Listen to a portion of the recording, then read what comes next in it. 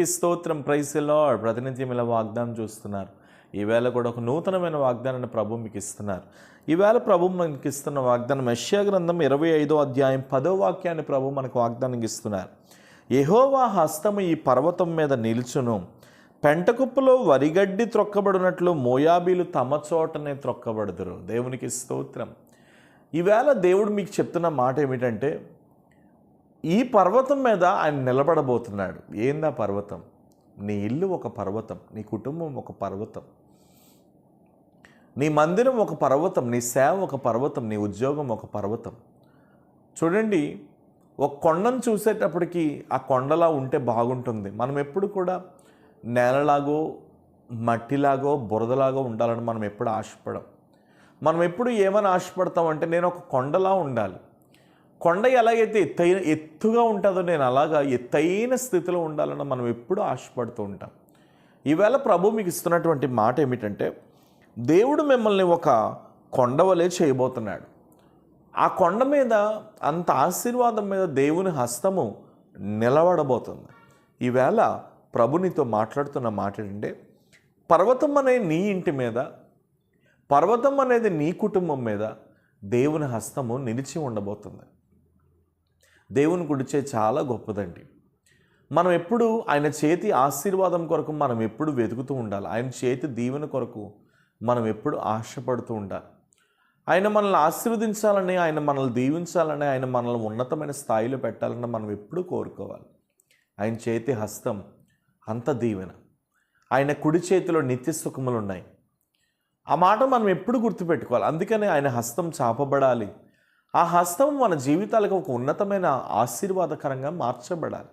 ఈవేళ పర్వతం అనే నీ ఇంటి మీద, పర్వతం అనేది నీ కుటుంబం మీద దేవుని హస్తము నిలిచి ఉండబోతుంది.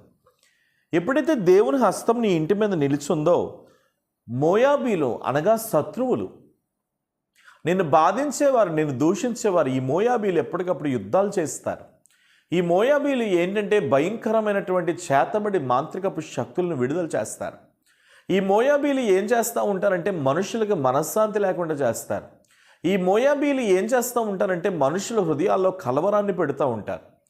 ఇలాంటి కలవరం, ఇలాంటి మనశ్శాంతి లేని స్థితి ఏదైతే మీ కుటుంబంలో అపవాది పంపిస్తున్నాడో, ఆ మోయాబీలు వేసేటటువంటి ప్రతి బాణాన్ని కూడా నా దేవుడు తన కుడి హస్తముతో త్రొక్కబోతున్నట్లుగా మాట్లాడుతున్నాడు.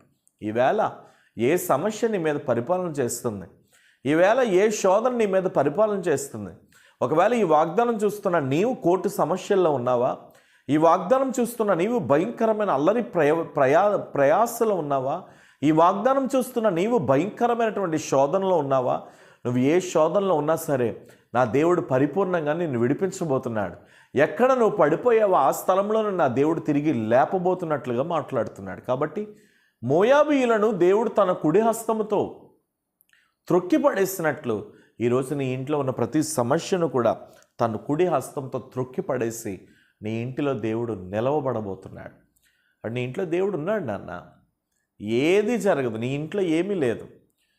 ఈ వాగ్దానం చూస్తున్న ఎవరో నా ఇంట్లో ఏమన్నా తేడా ఉందేమో, నా ఇల్లు బాగోలేదేమో అని అనుకుంటున్నాం. లేదు లేదు లేదు లేదు, నీ ఇల్లు బాగుంది. దేవుడు చెప్తున్నాడు నీ ఇల్లు బాగుంది. నీ ఇంట్లో ఆయన నిలిచున్నాడు, నీ ఇంట్లో ఆయన నిలవబడి ఉన్నాడు. నువ్వు భయపడొద్దు, నువ్వు భయపడొద్దు, ముందుకు సాగిపో. ప్రభు నీకు ఎప్పుడు తోడుగా ఉన్నాడు. ధైర్యం తెచ్చుకో.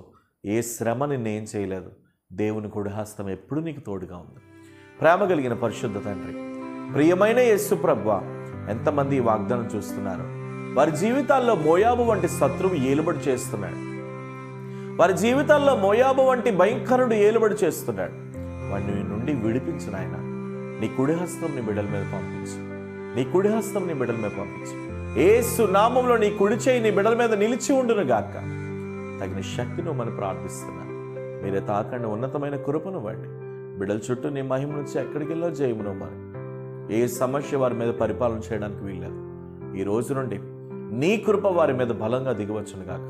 యేసు రక్తాన్ని బిడ్డల మీద ప్రోక్షిస్తున్నాను. మీరే బిడ్డలకు తోడుగా ఉండి ధైర్యపరిచి బలపరచమని యేసు నామమున నడుచున్నాను తండ్రి. ఆమేన్. God bless you. దేవుడు నమ్మదగిన వాడు. ప్రభు మిమ్మల్ని దీవించును గాక. Praise the lord.